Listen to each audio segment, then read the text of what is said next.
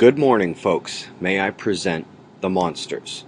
The incoming sunspots are going to be visible now for every telescope with a filter, and if you catch her at sunset without any clouds, you probably don't need a scope to see them. Let's start with an update to the solar pole flip. As of this morning, Stanford is 1 month behind.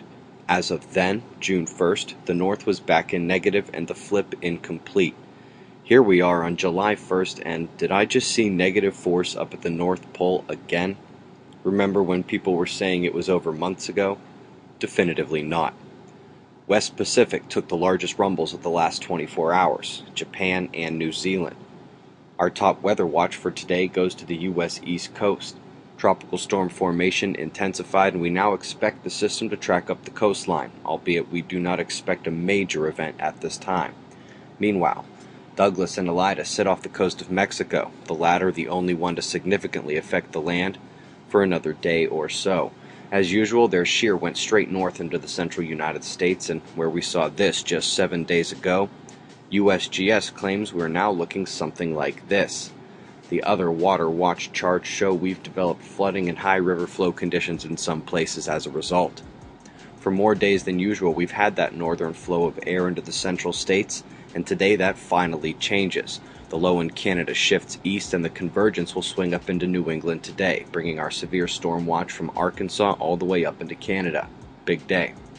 Europe, Mediterranean will take a moment off, and we have 3 lows north, 3 convergence lines. They should be easy to see, and even easier when you watch the satellite images. Same story down under.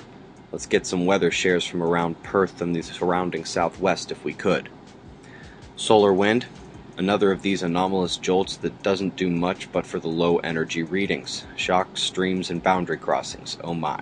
The sunspots are getting fun to watch.